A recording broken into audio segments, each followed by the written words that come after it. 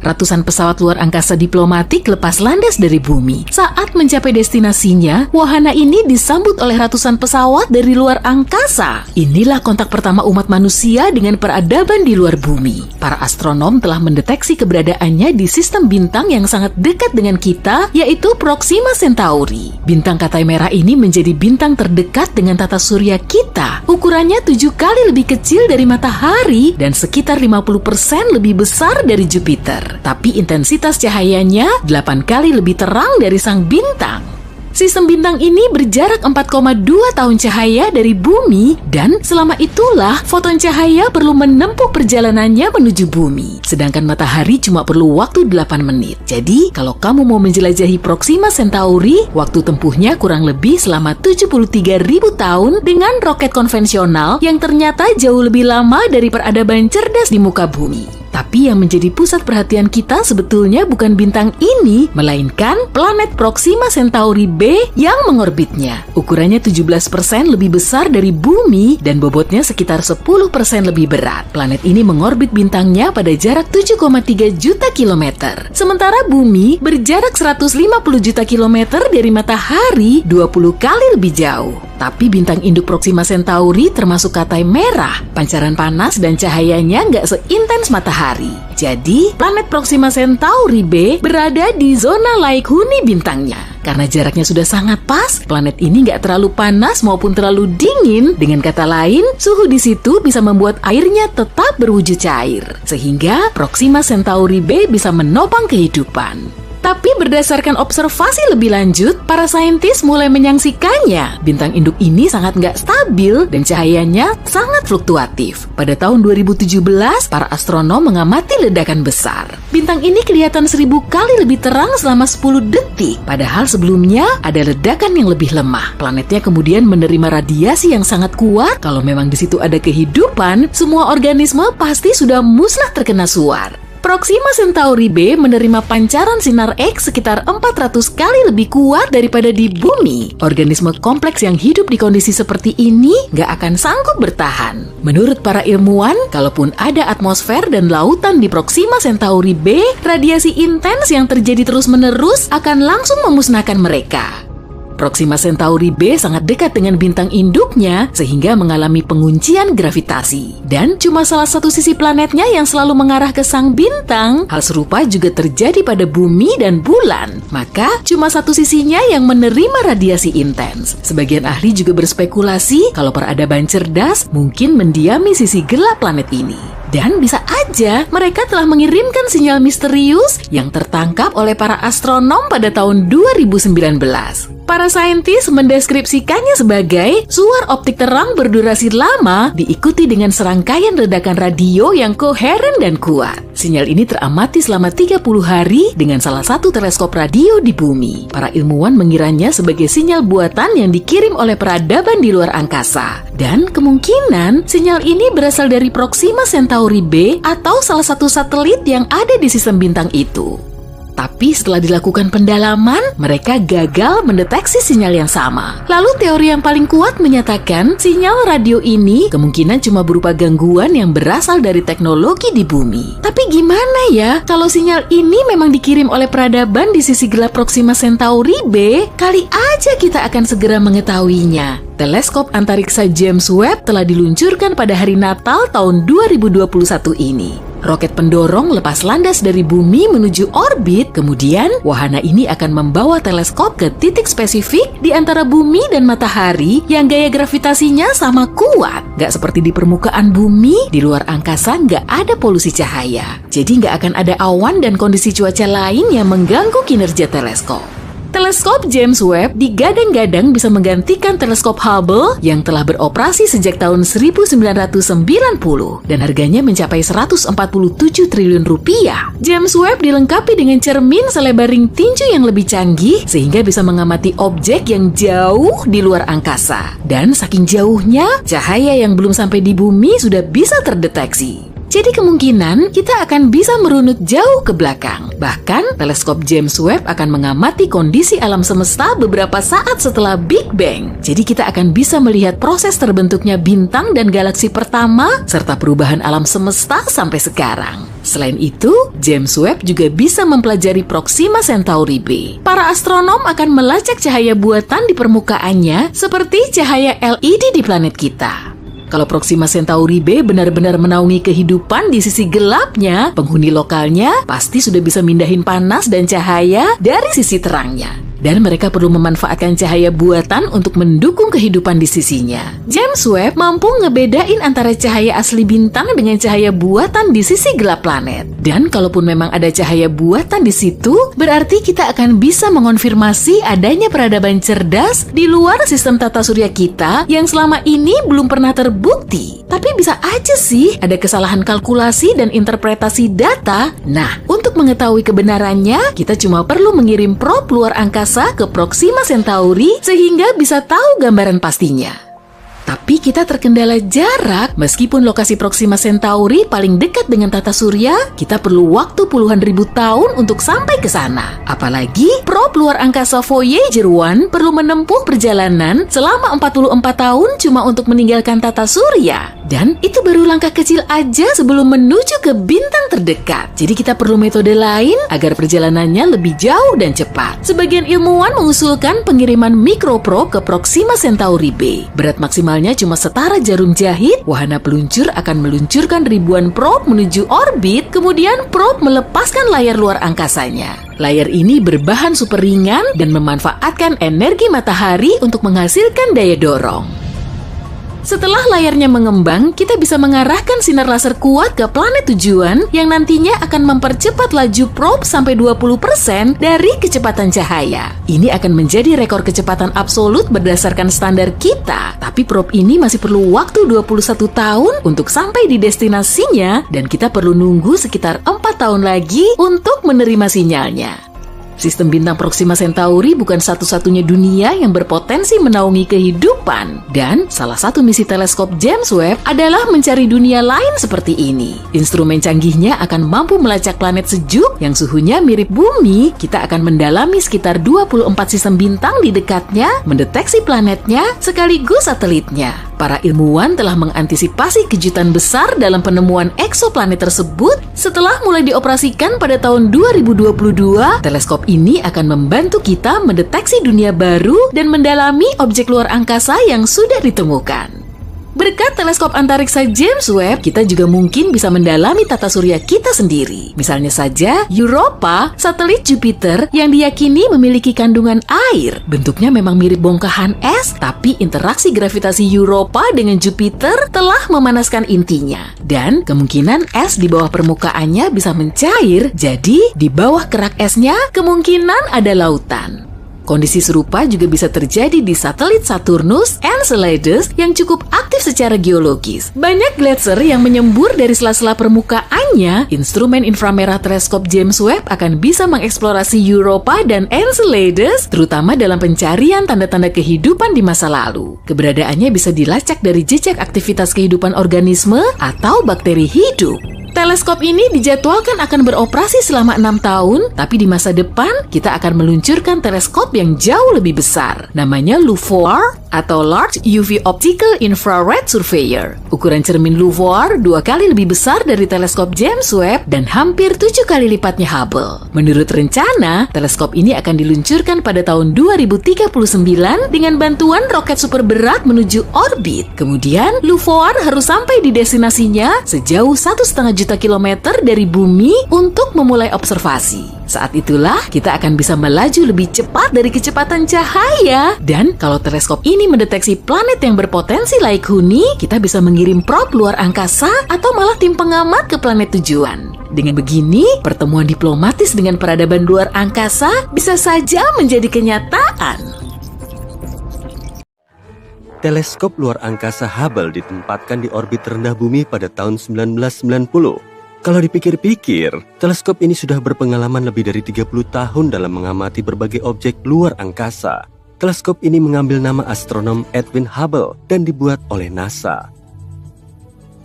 Teleskop ini juga bagian dari serangkaian perangkat yang disebut Great Observatories NASA bersama dengan Observatorium Sinar Gamma Compton, Observatorium Sinar X Chandra, dan teleskop luar angkasa Spitzer. Teleskop luar angkasa Hubble dibuat untuk menjelajahi alam semesta dan menjawab beberapa pertanyaan terbesar, seperti bagaimana galaksi terbentuk dan berevolusi, serta bagaimana alam semesta itu sendiri berubah seiring waktu. Teleskop ini telah membuat banyak penemuan penting, termasuk memberi bukti keberadaan materi gelap dan membantu menghitung laju pemuaian alam semesta. Salah satu foto paling terkenal yang diambil teleskop luar angkasa Hubble adalah pilar penciptaan. Ini adalah foto sebuah wilayah di nebula elang, tempat bintang-bintang baru dilahirkan. Foto yang diambil pada tahun 1995 ini menunjukkan pilar-pilar gas dan debu yang menjulang tinggi di atas nebula. Ini merupakan salah satu foto paling ikonik di alam semesta. Teleskop Hubble terus beroperasi dan menghasilkan penemuan-penemuan ilmiah penting, meskipun sempat mengalami masalah teknis. Pada tahun 1993, ditemukan masalah pada cermin utama teleskop yang memengaruhi kemampuan teleskop untuk memfokuskan cahaya dengan baik. Sebuah misi perbaikan dikirim menuju teleskop tersebut di tahun 1994 untuk memperbaiki masalahnya. Dan sejak saat itu, teleskop terus berfungsi dengan baik. Salah satu penemuan paling menarik yang dibuat oleh teleskop luar biasa ini sebenarnya cukup baru. Sebuah laporan berdasarkan data dari teleskop luar angkasa Hubble menunjukkan adanya cahaya redup di antariksa di sekitar tata surya yang tidak bisa dijelaskan oleh apapun yang kita ketahui. Karena sumbernya belum diketahui, para astronom menyebut cahaya misterius ini sebagai cahaya hantu. Yang jelas, cahaya ini bukan berasal dari bintang-bintang atau galaksi-galaksi di dekat tata surya. Cahaya ini juga tidak berasal dari debu di dalam tata surya. Para peneliti tidak yakin apa sumber cahaya itu, tapi mereka menduga itu mungkin partikel-partikel kecil debu dan es yang ditinggalkan komet. Tapi itu hanya teori yang belum terbukti kebenarannya. Saat mempelajari alam semesta, kita sering menemukan benda-benda terang seperti planet, bintang, dan galaksi. Tapi sesekali, kita juga menemukan cahaya yang datang dari tempat yang tidak terduga. Seperti dari sela-sela planet, cahaya ini mungkin berasal dari jauh di dalam tata surya dan bisa saja merupakan fenomena baru yang belum pernah dipelajari. Dengan kata lain, mungkin ada sesuatu di pusat galaksi kita yang menghasilkan banyak cahaya. Wahana antariksa Voyager 1 juga memotret foto-foto yang memperlihatkan banyak cahaya yang berasal dari tepian tata surya.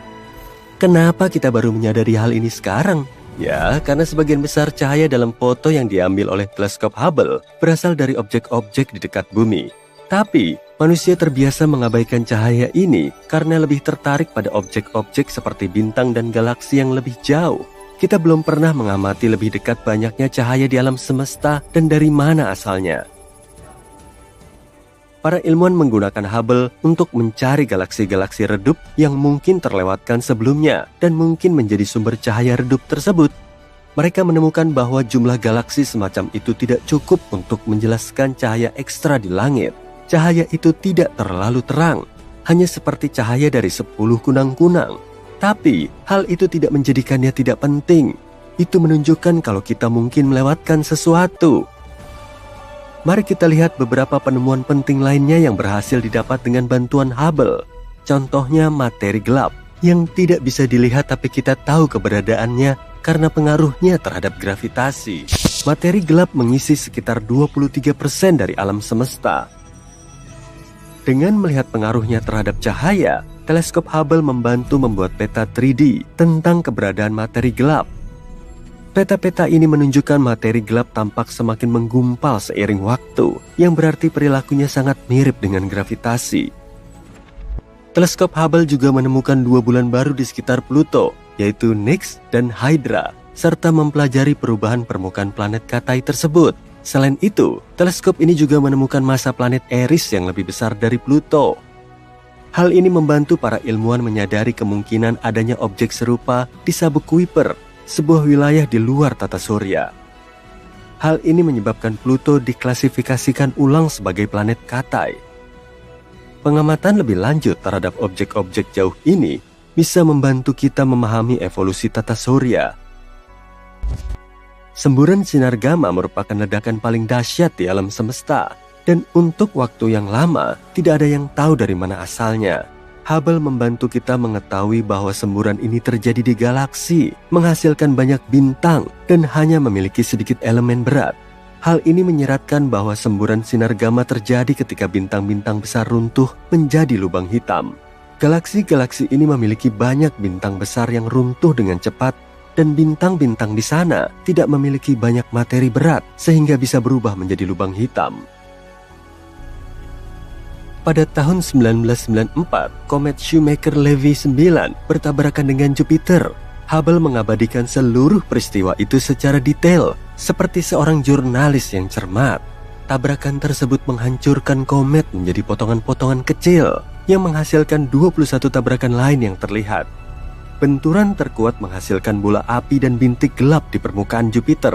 Pengamatan Hubble tidak hanya memicu ketertarikan publik pada tumbukan kosmik, tapi juga memberi wawasan baru tentang atmosfer Jupiter. Untuk melanjutkan daftar penemuan yang dibuat oleh teleskop Hubble, kita juga perlu membahas lubang hitam. Lubang hitam adalah titik di antariksa dengan gravitasi yang sangat kuat, sehingga cahaya pun tidak bisa lolos darinya. Gravitasinya menjadi sangat kuat sehingga materi termas ke dalam ruang yang sangat kecil. Kita tahu ini bisa terjadi ketika sebuah bintang seperti matahari mendekati akhir hidupnya. Di awal kehidupannya, hidrogen pada bintang terbakar di dalam intinya yang padat dan panas. Karena gravitasi, bintang berusaha menarik massanya sendiri ke sebuah titik kecil. Selama masih ada energi yang dihasilkan dari fusi hidrogen, ia akan terus mendorong ke arah luar. Jika melihatnya dengan cara ini, kehidupan sebuah bintang bergantung pada keseimbangan yang rumit di antara kedua gaya ini, dan ini bisa berlangsung selama jutaan atau bahkan miliaran tahun. Setelah energi tersebut habis, satu-satunya kekuatan yang tersisa adalah gravitasi. Jadi, beberapa bintang menjadi lubang hitam. Karena cahaya tidak bisa lepas dari tarikannya, kita pun tidak bisa melihat lubang hitam. Bagi mata manusia, lubang hitam tidak terlihat. Kita butuh alat dan teleskop khusus untuk mendeteksi keberadaan lubang hitam di alam semesta. Hubble mendeteksi bahwa sebagian besar galaksi yang memiliki tonjolan bintang di pusatnya kemungkinan besar memiliki lubang hitam supermasif. Hubble juga menemukan keterkaitan erat antara ukuran lubang hitam dengan galaksi induknya yang bisa membantu kita memahami bagaimana alam semesta berubah seiring waktu. Mungkin kamu ingin bertanya, lalu, apa itu lubang hitam supermasif? Tanyakan saja. Lubang hitam supermasif adalah lubang hitam sangat besar yang biasanya ditemukan di pusat galaksi. Ukurannya jutaan bahkan miliaran kali lebih besar dari matahari. Lubang hitam ini sangat kuat, hingga bisa menelan bintang-bintang dan bahkan seluruh galaksi.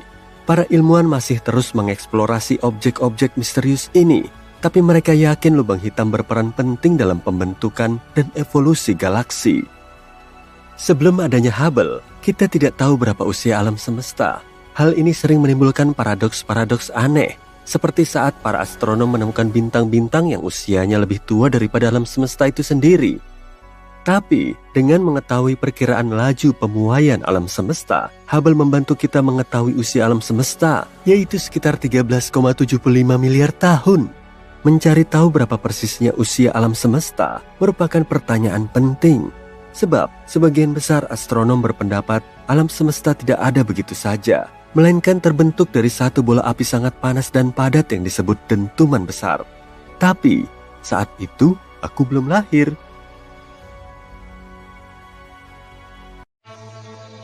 Alam semesta adalah tempat yang besar, misterius, dan selalu berubah. Tapi seperti halnya kita memiliki foto bayi yang menunjukkan penampilan kita saat masih kecil, para ilmuwan juga memiliki foto bayi alam semesta. Hanya saja mereka bisa melihat 14 miliar tahun ke masa lalu. Bagaimana mungkin? Yuk kita cari tahu. Bayangkan memenangkan Oscar Science untuk sebuah foto yang menunjukkan seluruh alam semesta ketika masih bayi. Para ilmuwan mencapai prestasi fantastis ini dengan menggunakan Wilkinson Microwave Anisotropy Probe milik NASA. Untuk mengambil foto ini, mereka membuat satelit yang sangat keren, meluncurkannya ke luar angkasa, dan mengumpulkan data dalam jumlah besar tentang alam semesta. Foto ini ternyata merupakan harta karun kosmik. Foto ini membantu menjawab beberapa pertanyaan terbesar alam semesta, tapi juga menyingkap beberapa misteri baru.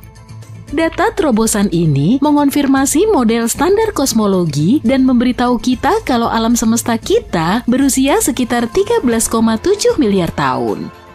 Selain itu, data ini juga menunjukkan kalau elemen-elemen yang ada di tabel periodik biasa hanya merupakan sebagian kecil dari resep alam semesta. Sejujurnya ini bukanlah foto dalam pengertian yang biasa, tentu saja kita tidak bisa memotret apa yang terjadi di masa lampau. Foto yang kita bicarakan ini disebut latar belakang Cosmic Microwave Background atau disingkat CMB. Nah, CMB itu seperti cahaya redup yang bersinar yang memenuhi seluruh alam semesta ke segala arah. Petunjuk inilah yang bisa membantu kita memahami bagaimana alam semesta berevolusi menjadi seperti sekarang ini. CMB adalah cahaya super keren yang memenuhi seluruh alam semesta.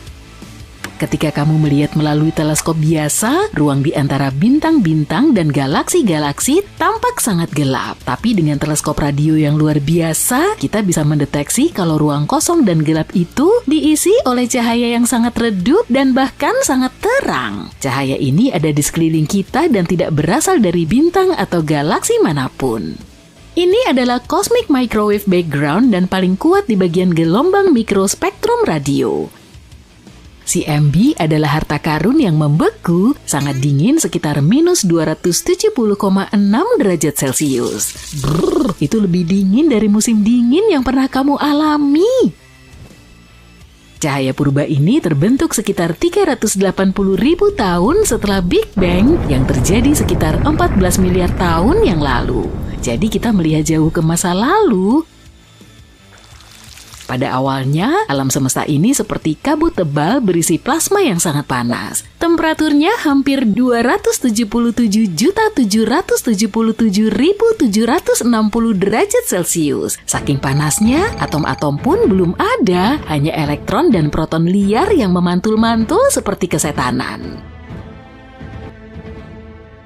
Karena kabut yang sangat panas ini, cahaya apapun yang mencoba merambat dihamburkan oleh elektron-elektron yang nakal. Pada dasarnya, hal ini seperti mencoba melihat melalui kaca depan mobil yang berkabut, tapi kemudian alam semesta mulai mengembang ke segala arah seperti balon kosmik yang semakin membesar. Dan alam semesta masih terus mengembang sampai sekarang.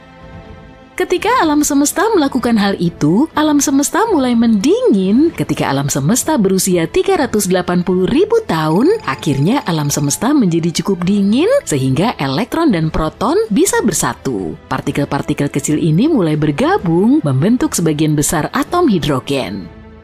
Ketika hal itu terjadi, alam semesta akhirnya menjadi transparan seperti jendela yang jernih dan momen transisi ajaib ini disebut zaman rekombinasi. Setelah era berkabut berakhir, cahaya bisa bergerak bebas. Alam semesta menjadi seperti taman bermain yang luas bagi cahaya untuk memantul-mantul dan menjelajah. Seperti yang kamu ketahui, cahaya memiliki kecepatan tertentu 300.000 km per detik tepatnya. Cahaya dari tempat yang jauh membutuhkan waktu untuk mencapai kita. Jadi dengan kata lain, CMB adalah cahaya tertua di alam semesta. Foto ini seperti foto yang diambil saat alam semesta baru saja menjadi jernih dan transparan. Ketika cahaya ini menjelajahi ruang angkasa, cahaya ini mengalami berbagai macam petualangan seperti pembentukan bintang dan galaksi. Dalam perjalanannya, cahaya ini kehilangan sebagian energinya dan bertransformasi menjadi gelombang mikro yang tidak bisa dilihat oleh mata kita dan hanya bisa dideteksi dengan alat khusus. Selain itu, ada beberapa hal rumit yang dapat mengacaukan data, misalnya gugus galaksi. Gugus galaksi adalah kelompok-kelompok besar galaksi yang berkumpul bersama di ruang angkasa. Ketika cahaya purba dari CMB menjelajahi alam semesta, ia bertemu dengan gugus-gugus ini. Gugus-gugus yang licik ini mencoba meninggalkan jejak di CMB. Mereka mengubah pola-pola pada cahaya purba seperti menodai tinta pada buku kuno yang penting. Karena itu para ilmuwan harus menciptakan teknik dan superkomputer untuk membantu membersihkan kekacauan ini dan menguraikan semuanya dengan benar. Karena semua ini, CMB tidak sepenuhnya mulus. Ada beberapa tonjolan dan pola kecil. Pola-pola aneh ini membuatnya unik seperti sidik jari alam semesta. Para ilmuwan telah menggunakan alat yang luar biasa seperti Cosmic Background Explorer, Wilkinson Microwave Anisotropy Probe untuk mempelajari pola-pola ini. COBE, kamera kosmik kita, memotret peta langit dalam gelombang mikro untuk pertama kalinya dari tahun 89 hingga tahun 93. Mengapa kita mempelajarinya? Karena CMB bisa membantu kita mempelajari banyak hal tentang alam semesta dini, hal-hal seperti bagaimana alam semesta mengembang, seberapa banyak materi normal dan materi gelap yang dimilikinya, bahkan bentuk keseluruhan alam semesta, dan masih banyak lagi. Pada dasarnya kita seperti bermain detektif dengan alam semesta, mencoba memecahkan misteri dunia kita dengan petunjuk-petunjuk dan sidik jari. Lalu bagaimana hasilnya? Nah, alat yang mengagumkan seperti Wilkinson Microwave Anisotropy Probe membantu kita mempelajari lebih banyak fakta yang luar biasa. Sebagai contoh, kita menemukan kita hanya bisa melihat 5% dari alam semesta. Bayangkan alam semesta sebagai sebuah kue kosmik. Para ilmuwan mengetahui bahwa 68%-nya terdiri dari sesuatu yang disebut energi gelap dan 27%-nya adalah materi gelap. Hanya 5% kecil yang terbuat dari materi normal, materi yang bisa dilihat oleh manusia.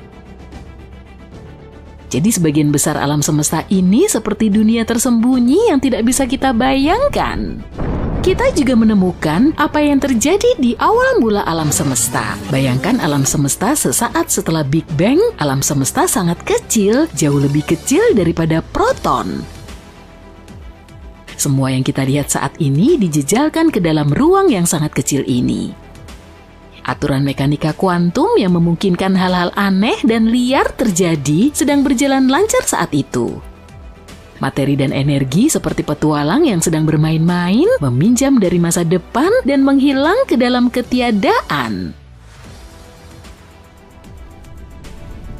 Kemudian inflasi kosmik terjadi dan alam semesta tiba-tiba mengembang seperti popcorn dalam skala kosmik. Alam semesta menjadi triliunan kali lebih besar dari sebelumnya, menciptakan gelombang-gelombang kekacauan gravitasi di mana-mana. Sebagian gelombang gravitasi memenuhi alam semesta yang masih bayi seperti lautan dan polanya meninggalkan sidik jari yang unik pada cahaya CMB. Semua itu bisa dipelajari berkat foto-foto CMB.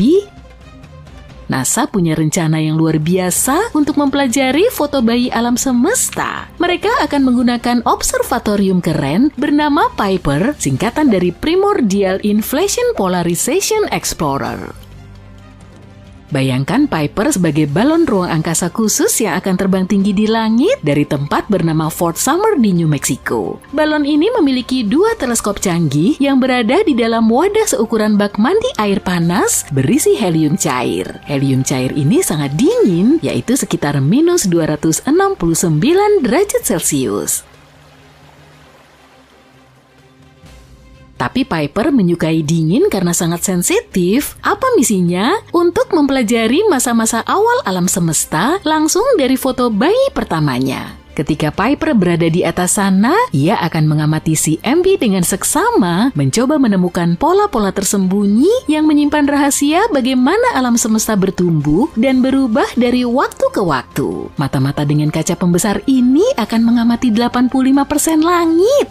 Peluncuran Piper dijadwalkan pada akhir September. Kamu bahkan dapat menyaksikan aksi pengisian balon yang menarik ini secara langsung di situs web Columbia Scientific Balloon Facility. Ini akan menjadi hal yang luar biasa menyenangkan. Jadi latar belakang gelombang mikrokosmik bagaikan pendongeng yang menjelajah waktu, memberi kita petunjuk berharga tentang masa lalu alam semesta yang luar biasa. Bukankah itu mengagumkan? Ruang angkasa penuh dengan kejutan dan masih banyak lagi yang bisa dijelajahi. Teruslah mengamati bintang-bintang dan siapa tahu ada hal lain yang bisa kita temukan di luar sana.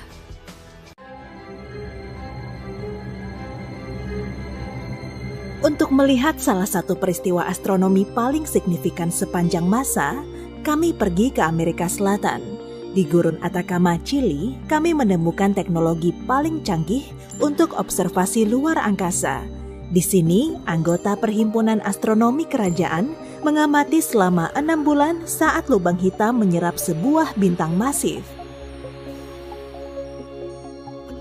Omong-omong, ini adalah ilmuwan yang juga membuktikan bahwa di pusat galaksi Bima Sakti ada lubang hitam supermasif, dan mereka bahkan mengambil fotonya. Untuk pertama kalinya dalam sejarah, peristiwa luar biasa ini terjadi sangat dekat dengan bumi. Jarak 215 juta tahun cahaya dianggap cukup dekat dalam dunia astronomi. Cahaya dari peristiwa ini mencapai planet kita pada September 2019 dan ilmuwan paling berpengalaman pun terkejut. Bayangkan sebuah bintang seukuran matahari kita, lebarnya sekitar 1.390.000 kilometer. Bintang-bintang seperti itu memiliki berat yang cukup untuk menciptakan medan gravitasi kuat dan menahan banyak planet di orbitnya. Kini, mari tempatkan lubang hitam raksasa di sebelahnya. Lubang itu jelas hitam, berbentuk seperti cakram dan beratnya 1 miliar kali lipat dari bintang ini. Gaya medan gravitasinya sangat besar, tidak ada yang bisa lepas dari gaya gravitasinya. Benda yang bisa bergerak pada kecepatan cahaya akan tetap jatuh ke jurang hitam ini. Cahaya sendiri tidak bisa lepas dari batasannya. Begitu bintang memasuki medan gravitasi lubang hitam, ia tidak memiliki peluang. Pada awalnya, ia mencoba menahan tarikan lubang hitam. Namun, lapisan luar bintang mulai meregang menuju lubang hitam seperti spaghetti. Ini karena gaya tarik yang kuat. Jika kamu memiliki kesempatan untuk mengulurkan tangan ke arah lubang hitam, kamu akan melihat jari-jarimu mulai meregang dan memanjang. Ini karena gaya tarik meningkat seiring pertambahan panjang. Oleh karena itu, ia bekerja lebih kuat daripada di lengan. Itulah sebabnya proses menarik benda ke dalam lubang hitam ini disebut spaghettifikasi. Hal pertama yang terisap ke dalam lubang hitam adalah mahkota bintang. Ini adalah kulit terluar bintang yang terdiri dari plasma panas. Kamu mungkin memperhatikan bagaimana bintang mulai menyusut ukurannya. Ini karena plasma membentuk sebagian besar dari matahari yang terlihat.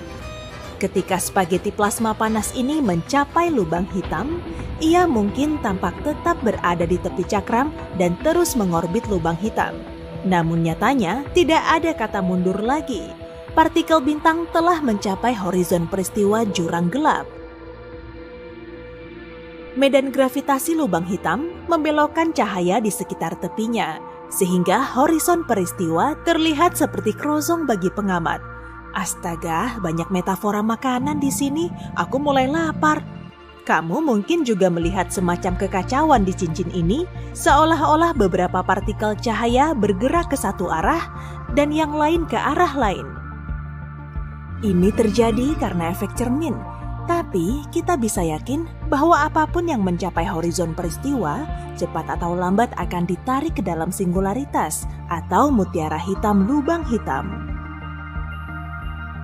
Ilusi lain yang kamu lihat adalah partikel bintang di horizon peristiwa bergerak lebih lambat. Nyatanya, objek supermasif seperti lubang hitam membelokkan ruang waktu di sekitar mereka. Semakin besar objek tersebut, semakin lambat waktu berjalan di dekatnya.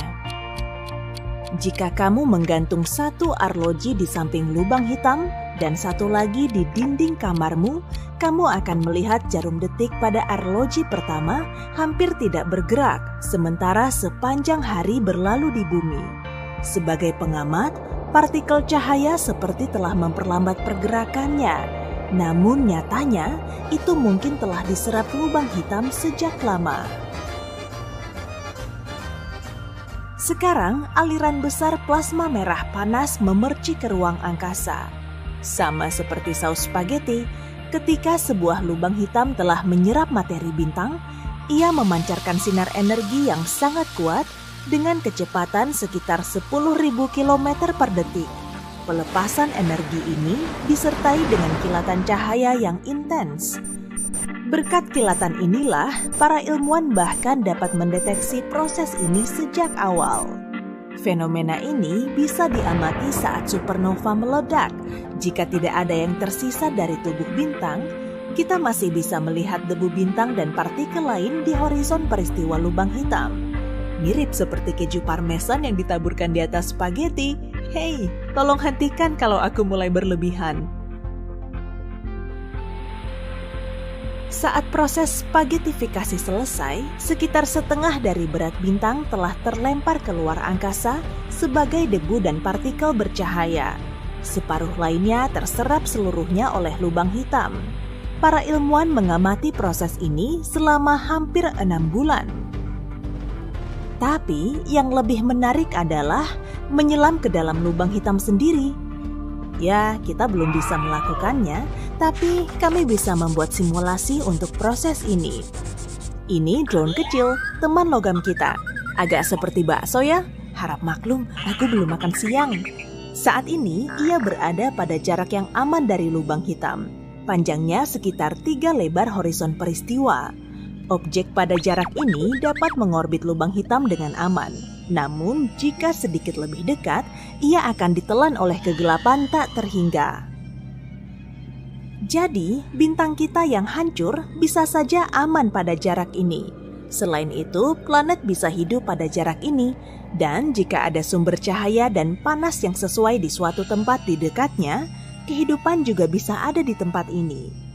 Tapi tujuan kita adalah singularitas dan kita memandu bakso itu, maksudku drone, lebih dekat ke horizon peristiwa. Setelah beberapa menit, daya tarik mulai menguat dan drone mulai meregang seperti spaghetti. Ketika ia mulai berputar di sekitar cakram hitam, itu berarti ia telah mencapai horizon peristiwa dan mulai turun ke jurang hitam tak berbatas.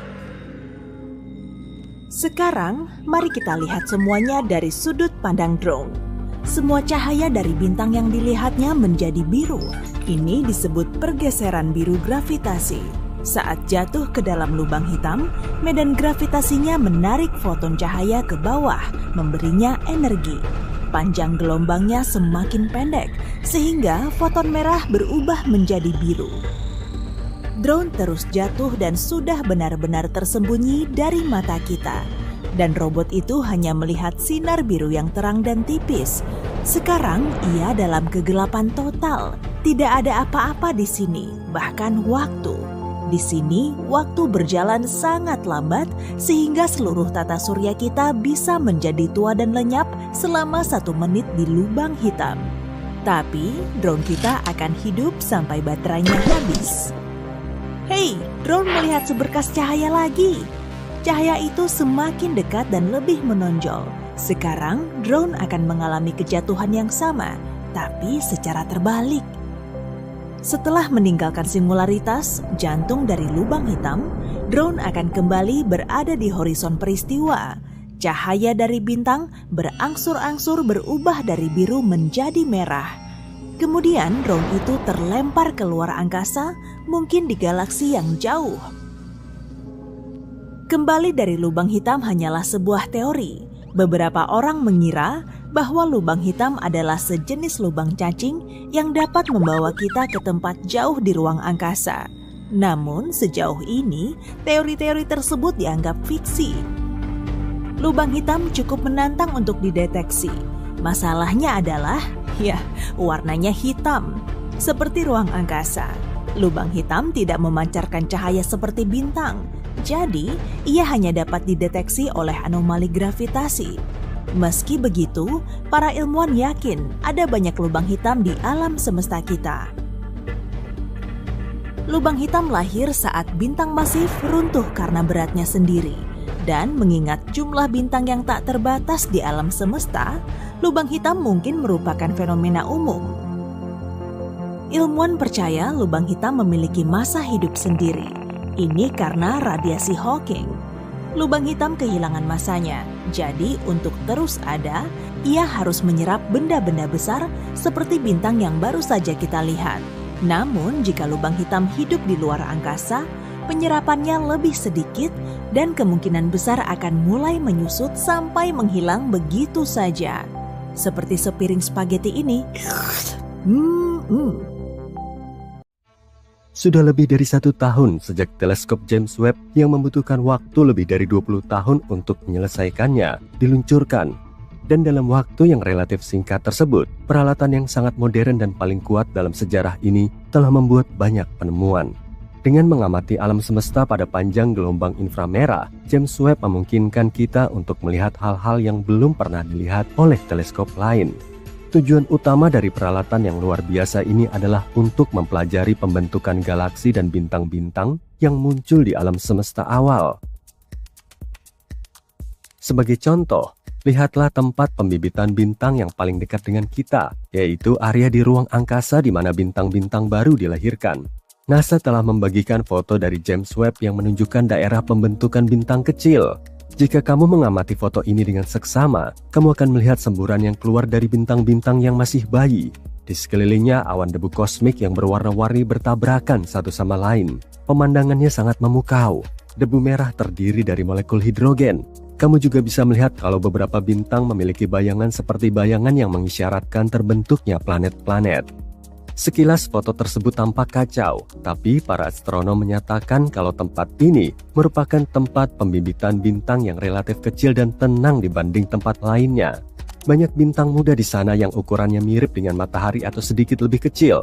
Foto itu sendiri diambil dengan bantuan kamera inframerah dekat, NIRCam, milik Webb. Kamera ini merupakan kamera utama observatorium yang memotret alam semesta dalam 2 rentang inframerah yang berbeda. Penemuan menakjubkan lainnya yang berhasil ditemukan oleh teleskop Webb adalah molekul asap di galaksi jauh. Ini adalah pertama kalinya molekul seperti itu ditemukan begitu jauh dari planet kita. Galaksi yang dimaksud berada pada jarak 12,3 miliar tahun cahaya dari bumi. Galaksi tersebut kemungkinan besar terbentuk sekitar 1,5 miliar tahun setelah Big Bang. Meskipun jarak antara galaksi dan planet kita sangat jauh, para ilmuwan berhasil mendeteksi senyawa kimia yang ditemukan dalam jelaga atau asap. Dan ini merupakan hal yang cukup besar karena telah mendorong rekor untuk mendeteksi molekul yang serupa dan kompleks mundur sekitar 1 miliar tahun. Penelitian ini juga telah mengukuhkan kehebatan peralatan ruang angkasa yang paling keren sepanjang masa.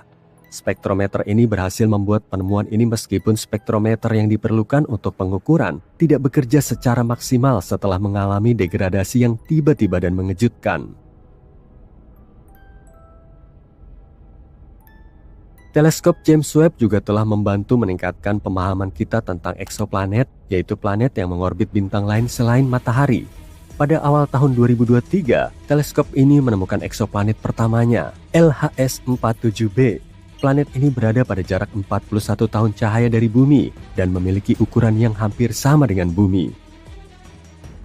Menurut NASA, saat ini James Webb adalah satu-satunya teleskop yang beroperasi yang mampu mengkategorikan atmosfer eksoplanet seukuran bumi. Tim peneliti di balik penemuan ini percaya bahwa hasil tersebut menggarisbawahi ketepatan teleskop itu.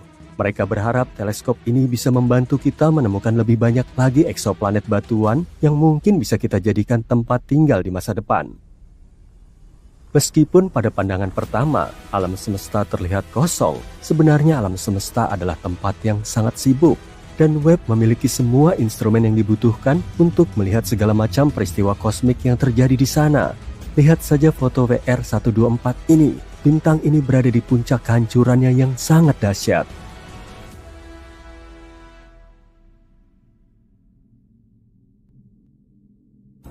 Dalam foto tersebut, bintang akan mengalami supernova. Supernova terjadi ketika sebuah bintang kehabisan bahan bakar dan meledak di akhir siklus hidupnya, melepaskan awan debu dan gas panas ke angkasa. Bintang yang dipotret oleh teleskop Webb sedang berada pada tahap Wolf-Rayet dalam kehidupannya. Itu adalah periode ketika bintang meluruhkan lapisan terluarnya sebelum menjadi supernova. Benda menakjubkan berikutnya yang ditemukan oleh James Webb adalah hibrida bintang planet dengan awan yang sangat aneh. Dunia aneh ini, VHS1256b, sebenarnya merupakan katai coklat. Ukurannya lebih besar dari planet, tapi terlalu kecil untuk diklasifikasikan sebagai bintang. Planet ini memancarkan cahaya dan cukup panas, tapi masanya tidak cukup untuk melebur hidrogen menjadi helium seperti yang dilakukan bintang-bintang besar. Benda-benda angkasa semacam ini sebenarnya tidak berwarna coklat. Benda-benda ini muncul dalam berbagai macam warna, tapi sebagian besar tidak terlihat oleh mata manusia. Yang bisa kita lihat adalah cahaya yang dipancarkannya. Dan bagi kita, cahaya itu tampak berwarna oranye gelap atau magenta.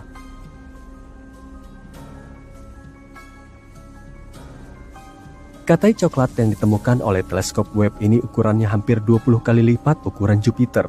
Planet ini mengitari 2 bintang katai merah. Dan untuk menyelesaikan 1 kali orbit, planet ini membutuhkan waktu lebih dari 10.000 tahun. Para astronom pertama kali mengetahui keberadaan eksoplanet yang tidak biasa ini pada tahun 2016. Tapi pada saat itu, mereka tidak mengklasifikasikannya sebagai katai coklat. Dan karena itu, mereka tidak bisa menjelaskan cahaya kemerahannya yang membingungkan. Sekarang berkat teleskop James Webb, mereka tahu asal-usul objek tersebut. Kembali lagi ke awan-awan itu. Seperti yang diketahui, awan di bumi terbuat dari uap air. Tapi yang ada di katai coklat berbeda. Awan di katai coklat tampaknya terbuat dari pasir. Kelihatannya seperti pasir yang bagus dari bumi, tapi sebenarnya bukan. Awan-awan itu terbuat dari partikel-partikel silikat yang sangat kecil. Penemuan terbaru lainnya melibatkan beberapa galaksi besar yang diyakini para ilmuwan lahir tidak lama setelah Big Bang. Galaksi-galaksi itu seharusnya tidak ada di sana, dan tidak ada yang menyangka akan menemukannya. Tapi teleskop antariksa James Webb berhasil menemukannya. Galaksi-galaksi ini yang bermassa sebesar Bima Sakti, penuh dengan bintang-bintang merah yang sudah matang. Para astronom telah menganalisis cahaya yang datang dari mereka dan memperkirakan usia mereka 5-700 juta tahun setelah Big Bang. Artinya, bintang-bintang itu terbentuk ketika alam semesta kita masih sangat muda, nyaris seperti bayi. Yang paling aneh dari galaksi-galaksi tersebut adalah ukurannya yang luar biasa besar dan usia bintang-bintang yang ada di sana. Data yang diterima teleskop tidak sesuai dengan gagasan yang sudah ada tentang seperti apa alam semesta dan bagaimana alam semesta berevolusi di masa-masa awal pembentukannya. Data yang diterima juga tidak cocok dengan pengamatan yang dilakukan Hubble sebelumnya. Dan di sini, James Webb telah memotret sebuah daerah yang jauh di luar angkasa dengan detail yang belum pernah terjadi sebelumnya. Bagian ruang angkasa ini dikenal sebagai gugus Pandora. Dalam foto ini, kamu bisa melihat 3 gugus galaksi yang sangat besar, berkumpul dan membentuk sebuah mega gugus. Gabungan massa gugus-gugus ini bertindak sebagai lensa gravitasi yang kuat. Dan berkat efek pembesaran alami ini, para ilmuwan bisa melihat galaksi-galaksi lain di area tersebut. Para astronom menyatakan bahwa foto terbaru gugus Pandora lebih kuat dan lebih dalam daripada yang pernah mereka lihat. James Webb juga berhasil menemukan ribuan bintang muda yang belum pernah dilihat sebelumnya di nebula Tarantula. Formasi ruang angkasa ini mendapatkan julukannya karena penampakan filamen-filamen berdebu yang terlihat pada foto-foto sebelumnya. Nebula Tarantula merupakan area pembentuk bintang terbesar di grup lokal yang meliputi galaksi-galaksi yang paling dekat dengan Bima Sakti. Foto-foto yang dihasilkan teleskop Webb telah membantu menjelaskan komposisi nebula Tarantula. Teleskop ini juga mendeteksi protobintang, yaitu bintang-bintang muda yang sedang dalam proses pembentukan. Para astronom menduga kalau protobintang ini pada akhirnya akan terbentuk dan membentuk nebula. Di antara penemuan-penemuan lain yang dibuat oleh teleskop James Webb, kamu bisa melihat kelahiran 50 bintang jauh. Beberapa di antaranya menggerakkan piringan protoplanet yang kelak akan membentuk tata surya yang jaraknya beberapa tahun cahaya dari tata surya kita. Ini satu lagi foto dari James Webb. Kamu bisa melihat lubang hitam supermasif yang masanya 9 miliar massa matahari. Lubang hitam ini sangat besar dan purba, sehingga para ilmuwan masih kesulitan untuk menjelaskan keberadaannya.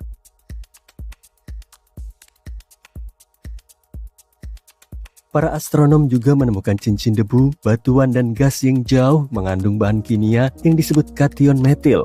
Kation ini dikenal sebagai bahan penyusun molekul kehidupan dan merupakan bahan penyusun sebagian besar materi organik di planet kita. James Webb membantu para peneliti melihat badai pasir yang dahsyat di planet yang jaraknya 235 triliun kilometer.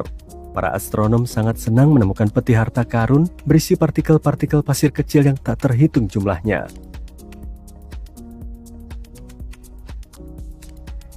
Sekarang lihat ini, apakah kamu mengenali gambar ini? Itulah yang disebut pilar-pilar penciptaan. Tapi, foto baru ini menunjukkan betapa bertaburnya bintang di area berdebu itu. Kamu bisa membandingkan foto baru ini dengan foto yang diambil Hubble pada tahun 2014. Ini adalah bukti kemajuan ilmiah yang menakjubkan.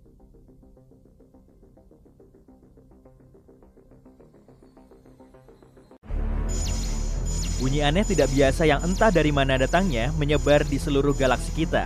Terus berulang-ulang dan ini belum pernah kita dengar. Para ilmuwan menemukannya pada tahun 2020 dan ini tidak menyerupai energi apapun yang pernah mereka pelajari. Berbagai sinyal radio kuat dan terang muncul dari waktu ke waktu yang secara misterius menghilang dalam sehari. Sinyal ini tidak sesuai dengan profil objek ruang angkasa apapun yang kita kenal. Sinyal itu agak mengganggu dan lenyap begitu saja. Saat para ilmuwan mencoba mencocokkannya dengan beberapa teleskop lain, sinyal itu menghilang. Bintang-bintang bermassa rendah terkadang menyala dengan energi radio, tapi bukan, karena sebagian besar bintang-bintang ini disertai sinar X. Bintang-bintang sangat padat yang kolaps seperti pulsar dan magnetar juga bukan pilihan. Solusi terdekat yang mereka punya adalah kelas objek misterius yang kita kenal sebagai Galactic Center Radio Source. Ini adalah sumber sinyal radio yang menjadi terang dan bersinar dengan cepat. Sinyal itu rusak di dekat pusat galaksi kita dan bisa membantu mengungkap misteri alam semesta. Kalau kamu punya mobil terbang yang bisa naik dengan kecepatan 95 km per jam, kamu cuma butuh 1 jam untuk memasuki ruang angkasa. Bulan agak lebih jauh, yakni 400.000 km, sekitar 10 kali keliling planet kita. Itu artinya perjalanan ke bulan akan seperti perjalanan keliling bola bumi 10 kali berturut-turut yang akan makan waktu kurang dari 6 bulan. Perjalanan ke Pluto akan butuh waktu lebih dari 800 tahun. Proxima b adalah tetangga terdekat kita yang mirip bumi. Ini adalah dunia kecil berbatu yang mengorbit bintang terdekat dengan matahari kita. Eksoplanet ini mengorbit zona layak huni bintang ini, yaitu suatu area yang cukup jauh dari bintang apapun hingga memiliki kondisi sedang.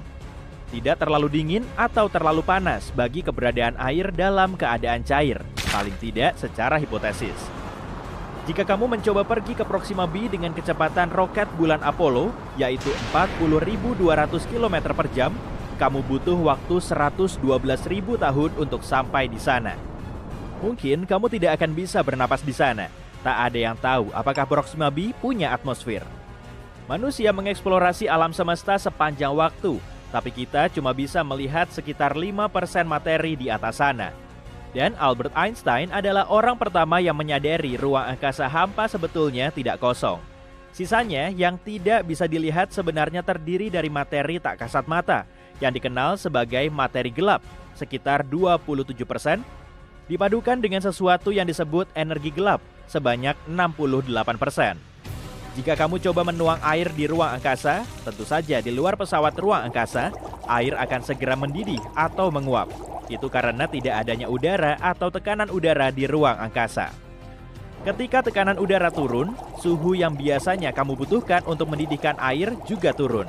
Dengan begitu, air jauh lebih cepat mendidih di puncak gunung daripada, misalnya, di permukaan laut. Di angkasa luar tidak ada tekanan udara, sehingga air bisa mendidih pada suhu yang sangat rendah. Para ilmuwan percaya, paling tidak ada beberapa miliar galaksi di luar sana. Kita tidak tahu jumlah pastinya, dan mungkin tidak akan pernah tahu. Tapi mereka mencoba memperkirakannya dengan menghitung berapa galaksi yang bisa kita lihat di area langit yang sangat sempit dan terbatas. Mungkin alam semesta tampak penuh dengan bintang dan planet di sana-sini. Tapi setidaknya di galaksi kita ada 100 miliar planet. Jika kamu mengisi balon dengan helium dan melepaskannya, kamu akan melihatnya melayang sangat tinggi. Balon itu akan naik memasuki atmosfer, tapi tidak akan sampai ke angkasa luar. Makin tinggi, makin tipis udara di atmosfer. Balonmu akan naik sampai titik di mana atmosfer di sekitarnya berbobot sama dengan helium di dalamnya. Itu akan terjadi pada ketinggian sekitar 32 km di atas permukaan tanah. Jadi, sejauh itulah balon helium bisa naik. Kita tidak benar-benar tahu sebesar apa alam semesta kita. Kita tidak bisa melihat tepinya, bahkan tidak tahu apakah alam semesta bertepi. Kita memakai teknologi untuk bisa melihat sejauh kira-kira 14 miliar tahun cahaya dari planet kita. Ini berarti kita bisa melihat diameter sekitar 28 miliar tahun cahaya, mulai dari lapisan terluar atmosfer yang berakhir pada ketinggian sekitar 960 km di atas planet kita. Meskipun ukuran alam semesta kita terus berubah dan makin besar seiring waktu. Merkurius adalah planet terdekat dengan matahari, jadi kebanyakan orang mengira planet ini yang paling panas. Tapi, Venuslah planet terpanas. Venus adalah planet kedua terdekat dengan bintang pusat kita. Jaraknya dari matahari sekitar 48 juta kilometer lebih jauh dibanding Merkurius. Merkurius tidak memiliki atmosfer yang bertindak sebagai selimut penghangat dan membantu mempertahankan panas dari matahari.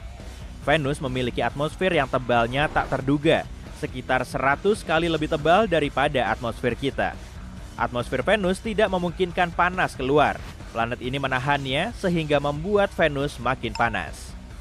Sebagian besar atmosfer Venus juga terdiri dari karbon dioksida yang dengan bebas membiarkan energi matahari masuk, tapi tidak begitu transparan untuk kehilangan radiasi gelombang panjang yang dilepaskan permukaan planet panas itu. Rata-rata suhu di sana sekitar 460 derajat Celcius, cukup panas untuk melelehkan kaleng. Suhu maksimal di planet tetangganya, Merkurius, adalah 420 derajat Celcius. Mungkin dalam 2 miliar tahun lagi, suhu di planet kita yang berharga ini akan terlalu panas bagi kehidupan. Seiring ratusan juta tahun berlalu, matahari kita akan terus bertambah panas dan terang. Akhirnya, suhunya akan begitu tinggi hingga lautan kita yang indah akan hilang. Karena lautan menghasilkan 70% oksigen yang kita butuhkan untuk hidup, maka tak akan ada lagi kehidupan. Semua ini berarti planet kita cuma akan menjadi gurun luas, seperti halnya Mars sekarang. Sebenarnya, diameter Pluto, mantan planet sangat jauh yang sekarang menjadi planet Katai, lebih kecil dibanding seluruh Amerika Serikat. Jarak terjauh di sana dari Maine ke California Utara, kira-kira 4.700 km. Sedangkan diameter Pluto cuma 2.371 km. Pluto sangat jauh, tapi tepi tata surya kita 1000 kali lebih jauh daripada jarak ke planet Katai ini. Tapi para astronom menemukan banyak objek ruang angkasa yang mengorbit matahari kita yang jaraknya lebih jauh dibanding Pluto. Juga terdapat awan komet Oort yang jauhnya setengah tahun cahaya dari Pluto, yang juga 1000 kali lebih jauh. Bintang neutron benar-benar berat. 1 sendok teh saja yang berisi bintang neutron beratnya akan mencapai 6 miliar ton. Bintang neutron adalah sisa-sisa dari bintang besar yang telah kehabisan bahan bakar. Bintang yang memudar ini meledak dan intinya berserakan. Tapi karena gravitasi, terbentuklah bintang neutron yang super padat. Biasanya, massa bintang seperti ini sampai 3 kali massa matahari. Tapi radiusnya cuma 9,65 km. Sebab ini adalah salah satu benda paling padat di alam semesta, setidaknya yang kita ketahui. Alam semesta mempunyai warna, dan warnanya itu semacam krem atau disebut juga cosmic latte. Alam semesta juga berbau. Baunya mengingatkan kita akan steak panggang atau logam panas. Setidaknya begitulah kata para astronot yang melayang-layang di ruang angkasa sana. Jika kamu ingin membuat pakaian antariksa, siap-siap aja kerja keras. Kita butuh 5.000 jam untuk membuat pakaian antariksa dan biayanya lebih dari 14 miliar rupiah. Pakaian astronot yang sangat bagus terdiri dari 11 lapis bahan dan beratnya sekitar 50 kg. Dan pakaian ini harus nyaman. Kamu butuh lebih banyak ruang di dalamnya sebab tubuhmu akan memanjang sekitar 5 cm di ruang angkasa. Saat kamu sedang melayang-layang di antariksa, gravitasi bumi tidak berdampak kepadamu. Itu sebabnya tulang belakangmu memanjang dan sedikit rileks, yang artinya mungkin kamu akan 3% lebih tinggi. Untuk 180 cm, tambahannya akan sekitar 5 cm. Tapi tenang, ini tidak permanen. Begitu turun ke bumi, kamu akan menyusut lagi ke ukuran biasa dalam beberapa bulan. Kalau kamu mau ngobrol sama teman, sebaiknya jangan di ruang angkasa ya. Sebab di atas sana, bunyi sama sekali tidak merambat. Di sana, jarak antar molekul begitu jauh, sehingga getaran bunyi tidak bisa menjangkaunya. Yang secara otomatis berarti molekul itu tidak bisa bergetar. Film-film tidak akurat dalam hal ini. Tak seorang pun bisa mendengarmu berteriak di angkasa luar. Kita bisa dibilang hidup di dalam matahari. Matahari bukan saja bola cahaya panas besar yang lokasinya 150 juta kilometer dari kita. Atmosfer luarnya jauh lebih luas lagi. Atmosfer ini melebar jauh di luar permukaan yang bisa kita lihat. Orbit planet kita melewati atmosfernya yang sangat tipis. Buktinya adalah ketika semburan angin matahari menghasilkan aurora australis dan borealis. Itu berarti bisa dikatakan kita tinggal di dalam matahari. Bukan cuma kita, planet-planet lain juga, termasuk Neptunus yang jauh. Heliosfer, yaitu atmosfer terluar matahari, membentang sampai sekitar 16 miliar kilometer.